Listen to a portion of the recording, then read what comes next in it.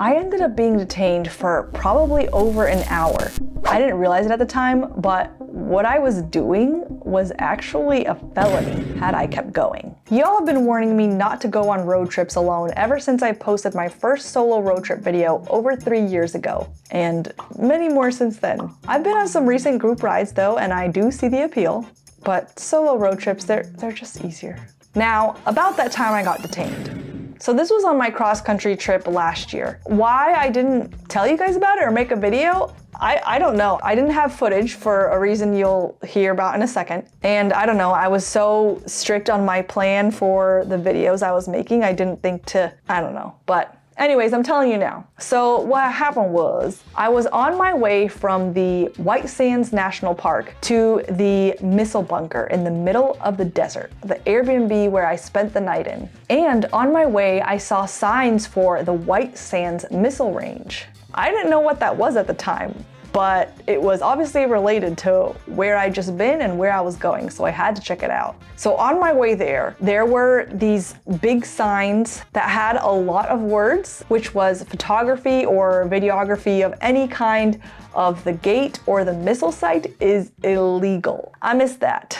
So when I got there, before I went past the gate, past the guards who would have told me this, I parked at the visitor center right outside and I started taking pictures and videoing everything. It looked so cool. This is a base where NASA lands space shuttles, where German World War II rockets were stored and studied, where the first nuclear bomb was tested, and the area is still in use today by scientists, NASA, military, research. So at one point when I'm taking all these pictures, 2 cops approach me and they are not happy. And they're like, "What are you doing?" I was like, "I'm taking pictures and videos." And they explained to me I wasn't supposed to do that. Pretty much immediately apologized and told them I would delete everything. Deleted it right in front of them. My GoPro on my helmet was running because I was still wearing my helmet. I didn't realize that. So they made sure I deleted that too. After I deleted everything, they wanted to hold me there and just check all my information. They checked my insurance, they took my license. I feel like they were running a background check. They ended up getting out this worksheet and writing down a description of just about everything. So they got my home address, any spouse, a contact info, obviously my bike description. Surprisingly, they also wanted the description of me, what I was wearing, and even my body build, and even my hairstyle. But I was waiting there definitely a while, so they told me I can walk in to the area where visitors are allowed to go to and are allowed to film. So all the footage you are seeing is footage that I was allowed to film. But after that, I toured around at all of the old missiles and it was really cool to see. And then I went and spent the night in my nuclear missile bunker. This next thing is probably the scariest moment I ever had on the road. And I get a lot of comments telling me that I should be armed, that I need to be careful as a woman rider. That's actually not been my most worrisome moments. So this was the very first time I'd ever got caught in a dust storm. I didn't know this at the time, but the center of the US has a vertical belt that is known as having the most tornadoes by far in the world. In the collision of air masses from both the desert southwest as well as the cool air coming from the north, the trigger point for storms to form within a favorable environment is set. And that is exactly where my route was going through. Ironically, that wasn't even my direct route from coast to coast across the country. It was just where I moved my route up to avoid some colder weather, surprisingly further down south had I gone straight. The winds were so strong, they were whipping my head around. I was riding straight and my bike was at an angle. I remember pulling over at a gas station to fill up, and I was literally holding my bike as I was filling up to keep it from blowing over. When someone walked by, they were like, "You're riding in this on a bike?" My car is moving all across the lanes. And I'm like, yeah, you know, I got places to be. I keep going. The winds keep getting worse. And eventually I see in the distance this wall of red fog. I remember seeing signs saying caution dust storms. So I thought, oh, that might be it. And sure enough, got into the cloud and visibility just got lower and lower. And then it was over. Like, I could still see, which is pretty crazy because that was a baby dust storm, but it was freaky. So I still kept going. And then in the distance, I see the darkest, blackest clouds I've ever seen. And I'm thinking, ugh, I'm already riding in the wind. Now I gotta ride in the rain too. So I pull over at a gas station to put on my rain gear. It blows like 20 feet away. I've gotta go grab it. And then I hear this deep voice behind me say, "You're riding in that?" And I see this Native American man looking at me like with this very concerned look on his face. And I was like, yeah. And he just says, "Don't do it. It's not worth your life." And I thought, okay, person I've never met before, no problem. So right next door was a Best Western, so I just pulled in there and checked into the hotel. You know that alert that sounds like an Amber Alert on your phone? I had a pop-up like that, but it said, "Caution, wind advisory, do not drive, pull over." So thank you, random man. And later that evening, the lobby ended up calling me and saying my bike was blowing off the kickstand and that I could move it on the other side of the building where the wind was not coming from, because they were saying your bike is gonna blow over. So that was nice of them to warn me. This next one is another example of how ignorance can be bliss or dangerous. I have a very good guardian angel apparently. On my very first road trip, I was on a bike that wasn't mine. Harley was willing to let me one of their baggers. At that point, I pretty much just knew how to take a bagger off the kickstand.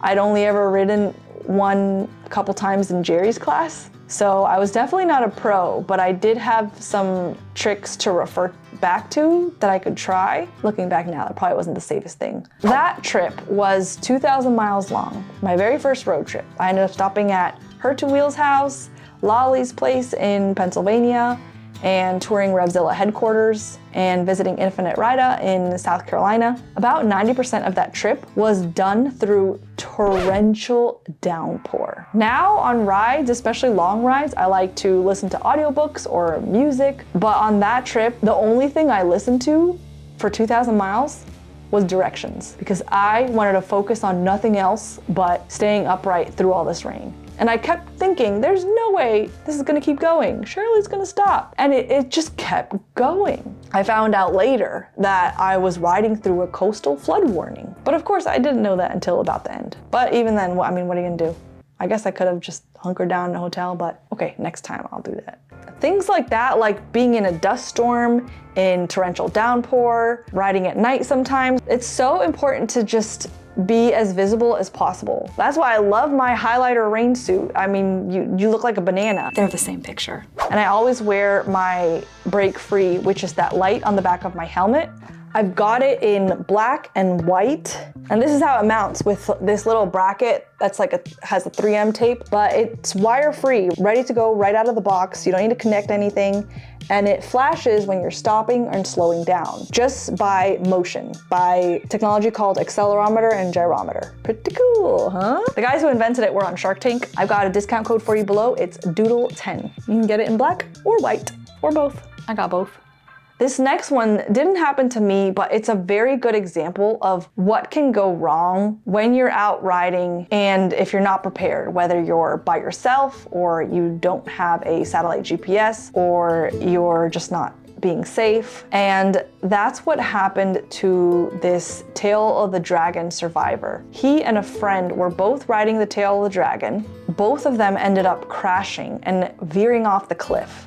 He ended up being stuck, unable to move because of his injuries, and just out of view of the road. He was too weak to crawl up and signal for help. And up in the Tail of the Dragon, you don't have phone signal. So he just recorded a video on his phone, thinking it was going to be his goodbye. His friend did not end up surviving, but he did at least. In the video, he even says, "Sorry for being stupid, it's what I do." And on the Tail of the Dragon, the #1 reason for crashes are speeding. I went there in the middle of the week when it was pretty empty. I was by myself, but I don't speed, and especially in curvy mountain roads, I take it pretty slow. I didn't even have a close call, and I had a good time. Probably another added safety could have been having a satellite phone. That way, if anything did go wrong, I could call or text somebody, even if I didn't have phone signal.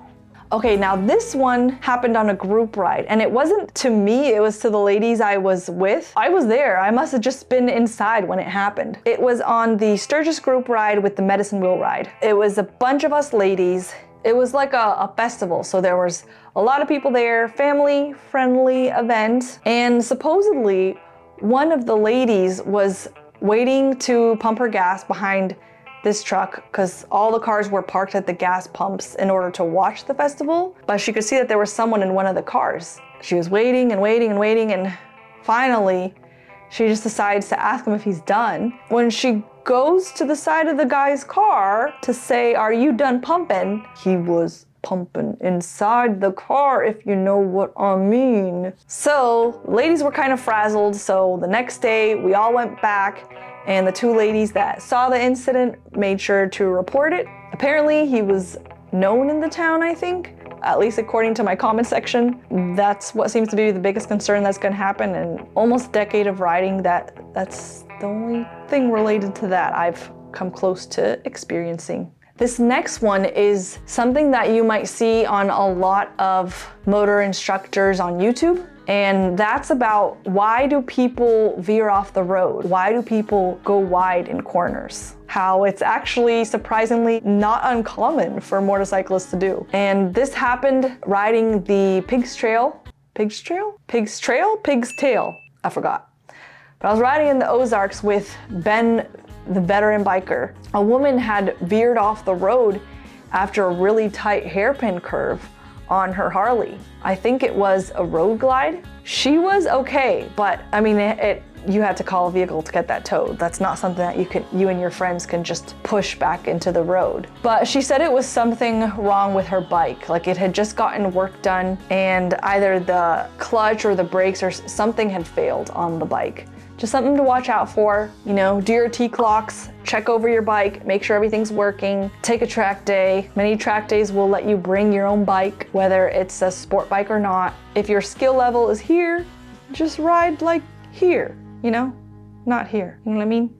MSF. Now this one isn't scary or creepy, it's just gross. This was on my 2,000-mile road trip to Key West. And in Key West, way down south, it is hot, like unbearable to be outside. And that meant that at the end of the day, I was ultra drained, ultra tired, was going to bed at like 8 o'clock at night, struggling to stay awake just that late. But what I didn't realize is that riding boots are not very breathable. And if you're sweating in them all day, it can get pretty gross. And there were things growing in between my toes. A new colony was formed. So now when I'm going to be on a warmish day, I put athlete's foot cream on my feet and I use moisture wicking wool socks. There are wool socks made for warm weather, and I air out my dogs. When I get to a gas station or anywhere I'm off the bike, I bring sandals and I change into them. Haven't had any colonies in my boots ever since then. Now this one, Jerry really tried to get me not to do this. Girls gotta do what a girl's gotta do. And that was riding the Bikes and Beards police Harley 1,000 miles home, even after all those guys had put it through. Besides that, just knowing as a police bike, it had probably also been through a lot. And on top of that, it was bigger still than the other Harleys I had ridden. The Street Glide, the Road King. It had been a while since I'd ridden them, so I still didn't have like natural muscle memory to handle these bikes. It was all like principle based from things I learned in Jerry's class, but never practiced because I didn't have a bike like that. I was tiptoeing on a 900-pound bike. And Sean kept freaking me out, saying that I'm gonna get in trouble for police impersonation. I don't know, in hindsight, maybe he was just trying to make it interesting for you all watching, but it made me nervous too. The trip ended up going really smoothly, no issues at all. I just last weekend took it to motor police training with an active duty officer. That video isn't gonna be out until a couple months.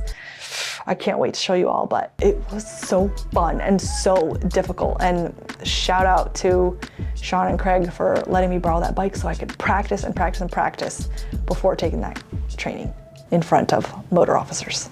A lot of people don't know about this. Your prescription glasses, your sunglasses while you're riding, they can shatter in an accident. I already know of 2 people who've had that happen to. Like, you don't want shattered glass near your eye. You've seen in like all my clips, and you'll see in my motor training video, these sunglasses, they're super flexible, so they're really comfortable in your helmet, like you can barely even feel them. And they're shatterproof. So they've got sunglasses, they've got prescription glasses. I've got a discount code for you for that below, Doodle10 as well. Protect your eyes, please. So maybe after hearing all those things, you may be thinking, why ride? Like, this does not sound fun. If my parents are watching this, they're probably even more confused about why I'm doing this and why I quit my job 3 years ago to ride motorcycles full time. And it's because riding is so addicting. And it makes something so simple, like even just a ride to the grocery store, so fun. And I've met so many people along the way that I never would have met had it not been for motorcycling. I've visited some of the coolest places like Wheels Through Time in North Carolina, ridden through Sturgis, literally some of the most beautiful roads in America, and being able to go to really cool things like Area 51, tour the NASA Jet Propulsion Lab, because a subscriber reached out that worked there and said, hey, I can offer you a tour. So at the end of the day, even with all the crazy stories, riding is just one of the most rewarding, satisfying, life-expanding things you can do. And that makes everything worth it. And I don't want you to miss out on that. So to make sure that you're not part of the 80% of riders in the US that quit riding in just the 2nd year of riding, check out this video of the 10 biggest lies in motorcycling next.